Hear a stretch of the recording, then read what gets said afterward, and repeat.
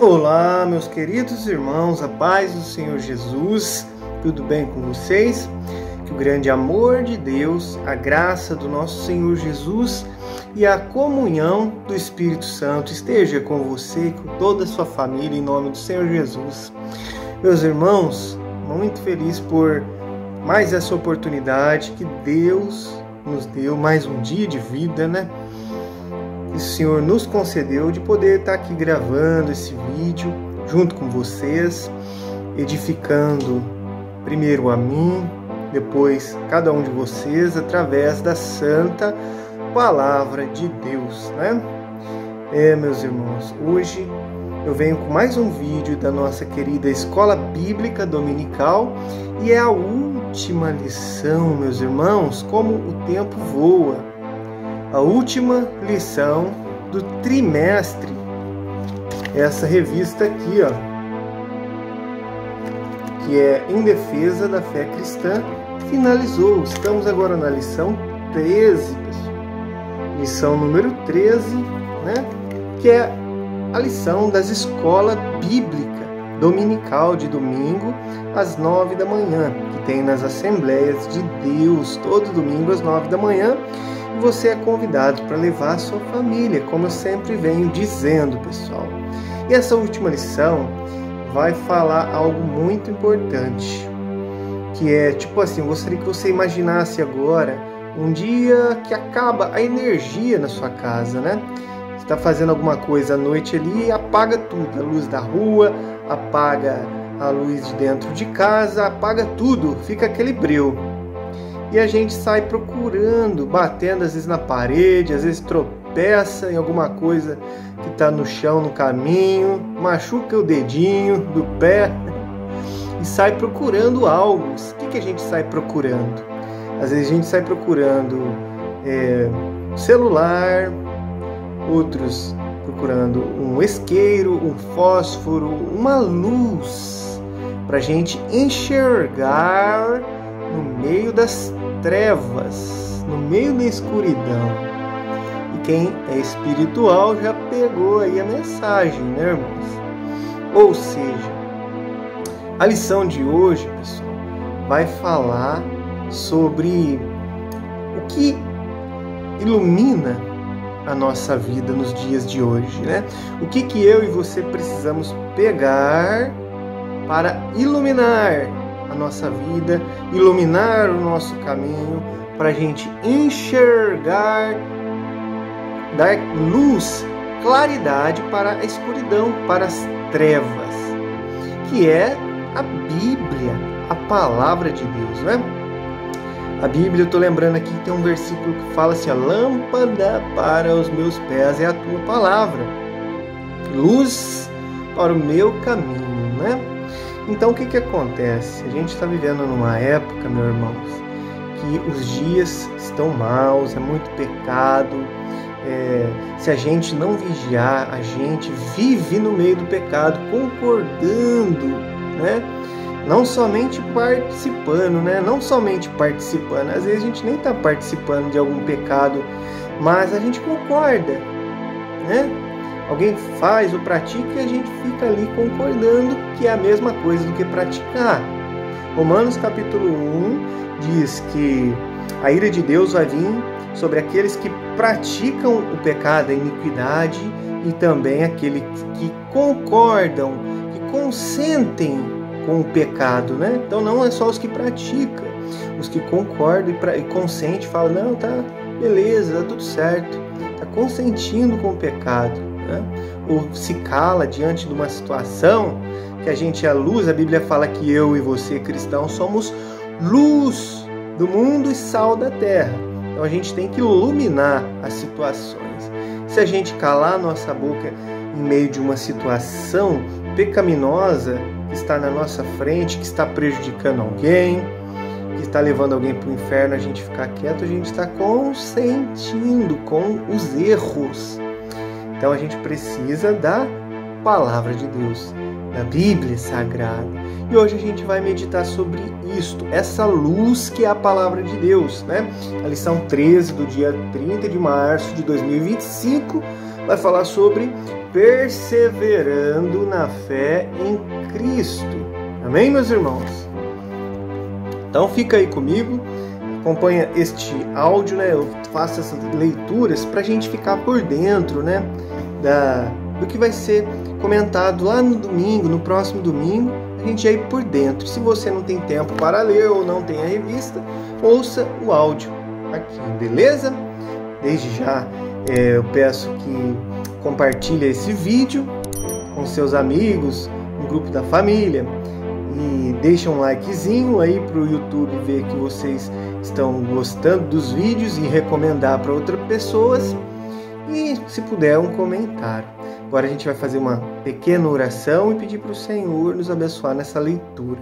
Vamos lá? Feche seus olhos e vamos orar ao Deus Criador do céu e da terra. Senhor, nosso Deus e nosso Pai que estás no céu, nós te louvamos, Senhor. Te bendizemos porque o Senhor é um Deus bom, amoroso, justo, fiel, que cumpre as suas promessas. O Senhor cumpriu aquela promessa lá do Jardim do Éden, quando a Eva pecou, né? Que o Senhor, que da semente da mulher, o Senhor nasceria um, esmagaria a cabeça da serpente. E é isso que o Senhor fez por nós. Nasceu da semente da mulher, Jesus Cristo, que venceu o pecado. Meu Deus, o Senhor enviou o seu próprio Filho para morrer numa cruz, santo, perfeito, sem nunca pecar, um cordeiro imaculado, né? Como uma ovelha muda, Pai. O seu Filho, nosso Senhor, foi ao matador e se entregou por amor de muitos, para resgatar os seus, todo aquele que nele crer e for batizado, para salvar-nos. Obrigado, Jesus. Obrigado, Senhor, meu Deus. Obrigado, Pai. O Senhor é bom. Nós te agradecemos por mais um dia de vida, pela saúde, o alimento, o trabalho, a proteção, os livramentos, meu Deus. Muito obrigado mesmo. Peço que em nome de Jesus, Pai, eu peço, abençoa essa pessoa que está aqui assistindo esse vídeo. Não sei se tem 5, 10, 100 ou uma pessoa. Uma alma é muito preciosa para o Senhor. O Senhor abençoa ela em tudo, suas necessidades, seus projetos. O Senhor liberta ela do que precisa ser libertado. Em nome de Jesus Cristo, pelo sangue do Cordeiro de Deus, pelo fogo consumidor do Espírito Santo de Deus. Abençoa em tudo, Pai. Abra portas em nome de Jesus, Pai. Espírito Santo de Deus, fica conosco, Senhor. Perdoa as nossas fraquezas, nossas falhas, em nome de Jesus. Sê conosco, Espírito Santo. Fala conosco, Espírito Santo. Enche a nossa mente, o nosso coração da Tua presença. Agora eu peço, Espírito Santo, que o Senhor abra o nosso entendimento, transforma o nosso coração numa terra fértil para ser plantada a semente do Senhor, da Tua palavra, para que nasça dentro de nós uma grande árvore e dê fruto de arrependimento de pecado, fruto do Espírito Santo, os frutos da bondade, do amor, paciência, longanimidade, benignidade, meu Deus, mansidão, domínio próprio, todos os seus frutos possam nascer dentro de nós, pelo poder da Tua palavra. Fica conosco, abençoa minha família, abençoa meus amigos, abençoa os meus clientes, meu Deus, abençoa os irmãos da igreja, é o que eu te peço, meu Pai. Fica conosco, em nome do Pai, do Filho e do Espírito Santo. Amém e glórias a Deus. Vamos à leitura, meus irmãos. Lição número 13 do dia 30 de março de 2025. Perseverando na fé em Cristo. Texto áureo.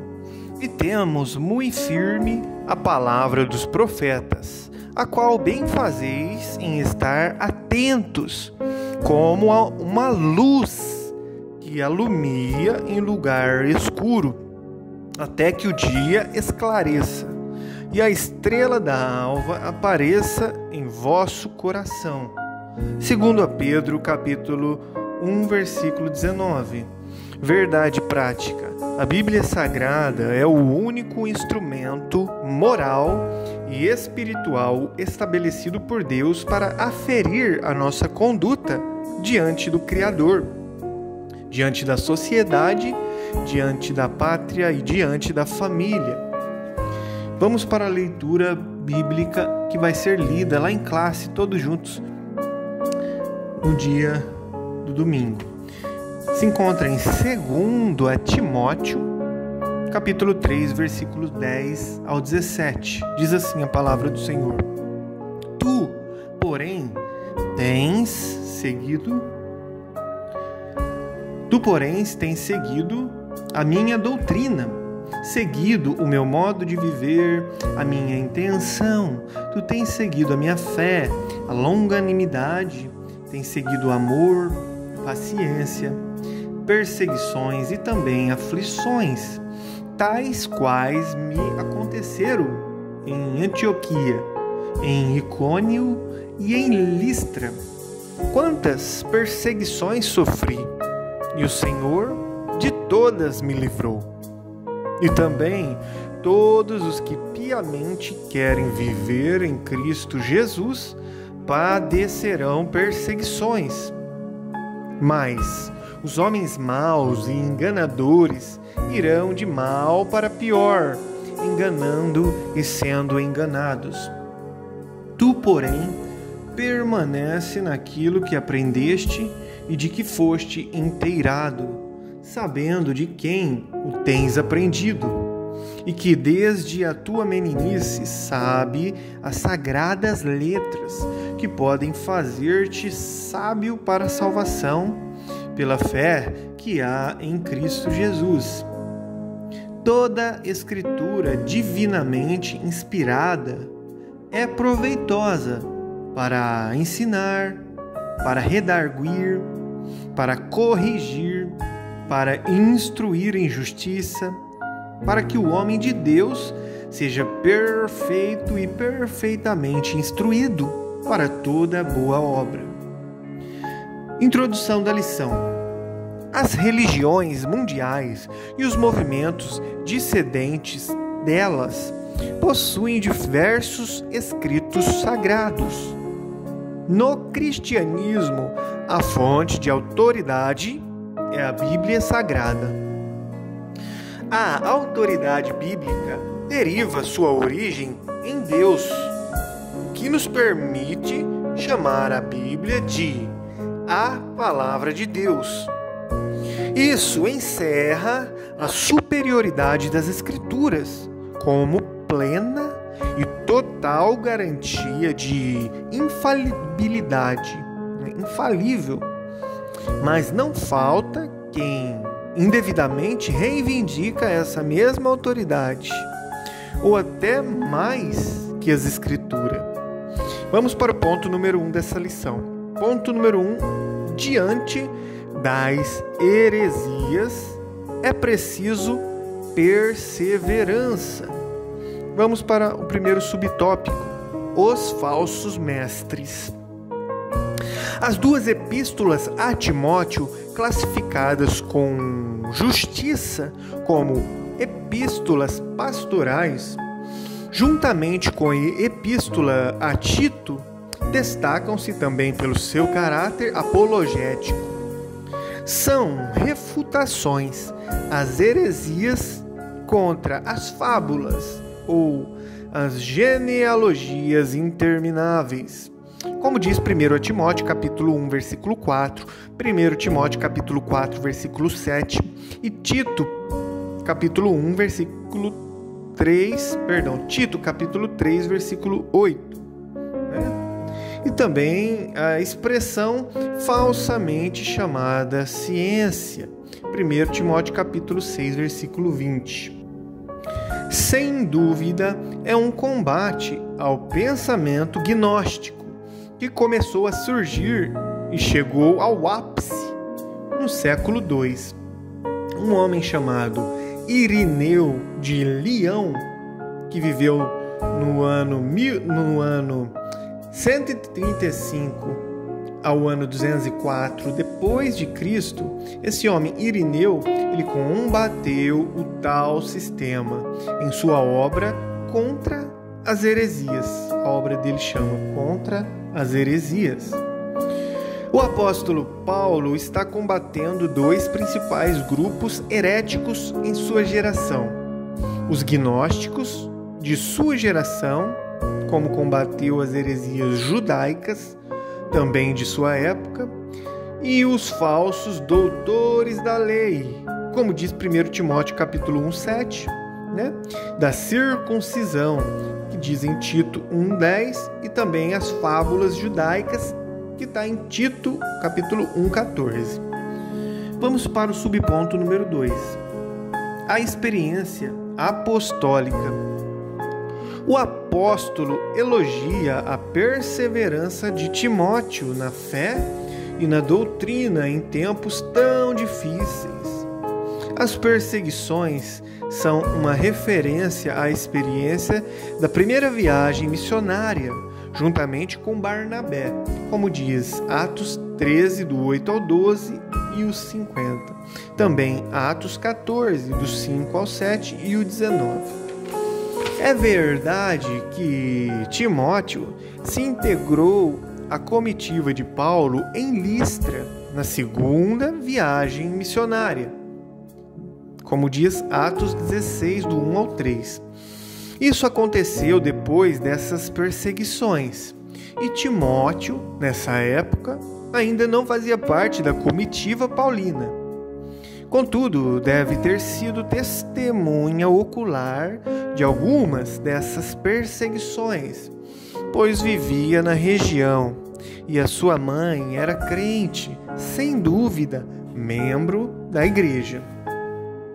Subponto número 3. Entendendo o querer.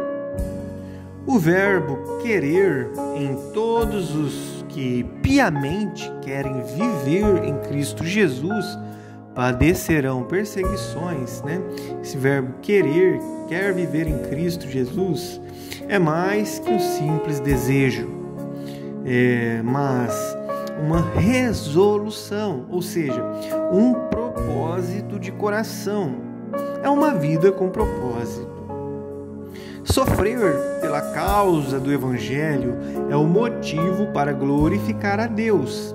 Como diz 1 Pedro capítulo 4, versículo 14, que diz assim, porque sobre vós repousa o Espírito da glória de Deus. É isso que Deus espera de cada um de nós na atualidade. Subponto número 4. Características dos enganadores. O termo usado pelo apóstolo para enganadores ou impostores é goes, uma palavra que aparece uma só vez no Novo Testamento e nenhuma na Septuaginta, usado na antiga literatura grega como embusteiro, impostor, feiticeiro, charlatão, encantador. Então, essas pessoas denunciadas por Paulo pertencem ao campo religioso. Isso indica que o apóstolo está se referindo a ensinadores e doutrinadores de mentiras. Ele está se referindo a falsos mestres. Em nada diferem dos falsos doutores. Nenhum deles teve futuro promissor, como diz 2 Pedro, capítulo 2, versículos do 1 ao 3. Vamos agora para um novo ponto da lição, o segundo grande ponto dessa lição. Aprendendo, sendo inteirado e sabendo. Vamos para o subponto 1 sobre isso. Primeiro ponto aqui é que de quem Timóteo aprendeu as sagradas letras? De quem que Timóteo aprendeu? O contexto em 2 Timóteo capítulo 3, versículo 10 ao 17, mostra que a fonte de autoridade do aprendizado de Timóteo são as sagradas letras, as escrituras sagradas que são inspiradas por Deus. Interessante que no versículo 14 o apóstolo emprega o pronome relativo de quem? Sabendo de quem o tens aprendido. No plural grego é tinon. Literalmente significa dos quais. Isso permite as seguintes traduções: você sabe quem foram os seus mestres na fé cristã. Também, pois conhece aqueles de quem aprendeu, e confiar naquele de quem você aprendeu desde a infância seria uma referência natural à sua mãe Eunice e à sua avó Loide, como diz 2 Timóteo capítulo 1, versículo 5. E também ao próprio apóstolo Paulo, como diz 2 Timóteo capítulo 2, versículo 2. Vamos para o segundo subponto agora do tema aqui, aprendendo, sendo inteirado e sabendo.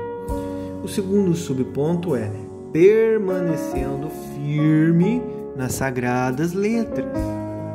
Timóteo é exortado a permanecer firme naquilo que aprendeu e que acredita, ou de que foste inteirado, por duas razões principais. Primeira, porque sabia de quem tinha aprendido.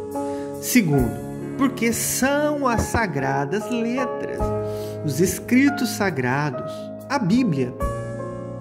O que ele aprendeu de sua mãe, de sua avó, era uma herança espiritual, muito útil para o exercício do seu ministério sob a orientação paulina. Aprendemos com isso a importância da educação nos caminhos do Senhor desde a infância no lar. Como diz Deuteronômio, capítulo 6, versículos 4 a 8, também Provérbios 22, 6. O ensino cristão deve começar em casa, no lar, como diz Deuteronômio 6, versículos 6 ao 9. A igreja, por meio da escola bíblica dominical, apoia e complementa essa formação.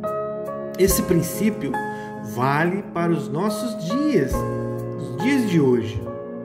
Vamos para o terceiro ponto sobre aprendendo, sendo inteirado e sabendo.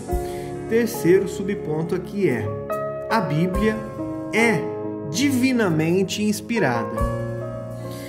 Está escrito que toda a Escritura é inspirada por Deus.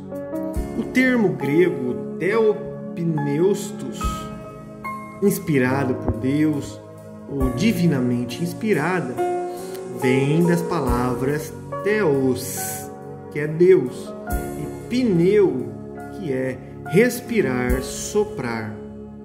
É oportuno saber a abrangência da inspiração do texto sagrado. Toda a Escritura e também seus autores humanos, pois os homens santos de Deus falaram inspirados pelo Espírito Santo, ou movidos pelo Espírito Santo, como diz a palavra de Deus, segundo a Pedro, capítulo 1, versículo 21. Esse caráter especial e único da palavra dos profetas a torna única no gênero. Ela pode fazer qualquer pessoa sábia para a salvação em Jesus Cristo e é proveitosa para ensinar, para repreender, para corrigir e instruir em justiça. Nenhuma literatura no mundo possui essa prerrogativa. Vamos agora para o terceiro grande ponto dessa lição. Terceiro grande ponto, que é tendo as Escrituras como o fundamento. Subponto número 1. Autoridade apostólica.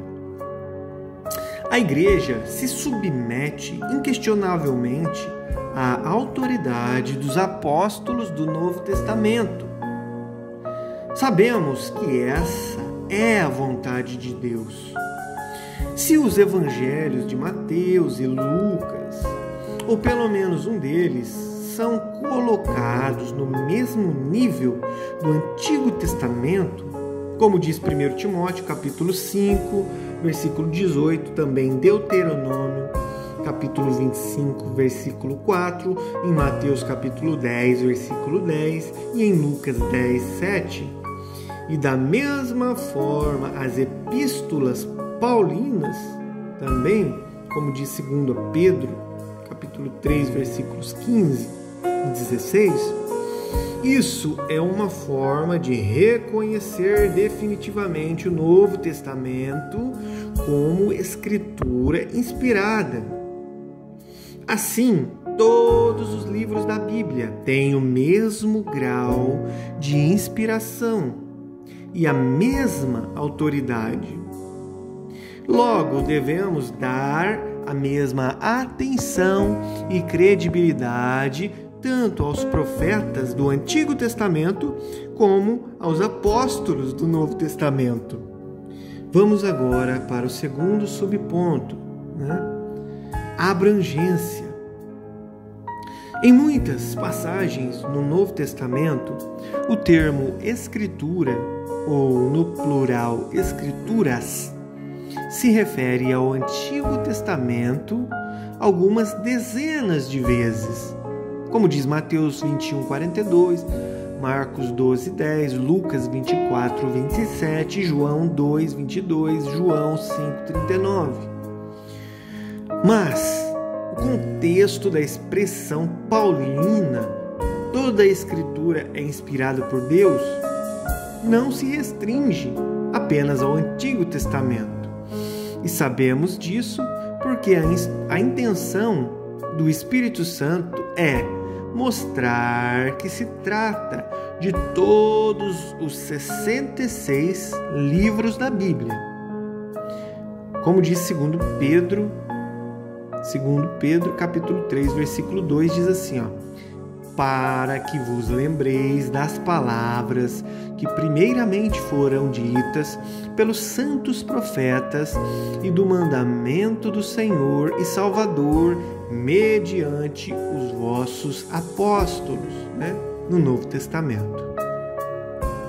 Vamos agora para o terceiro e último subponto aqui do terceiro grande ponto, o Manual de Deus. Além de ser valiosa para os 4 propósitos pastorais, a Bíblia é proveitosa para ensinar, para redarguir, para corrigir, para instruir a justiça, não somente para os obreiros, mas para equipar qualquer pessoa que leia as Escrituras para toda a boa obra. Estaríamos à deriva do mundo sem essas palavras, pois elas nos levam à luz de Cristo, como diz o Salmo 119, verso 105. Chegamos ao fim da nossa lição e concluímos que a Bíblia ela é um guia seguro para toda a humanidade, não somente para a Igreja.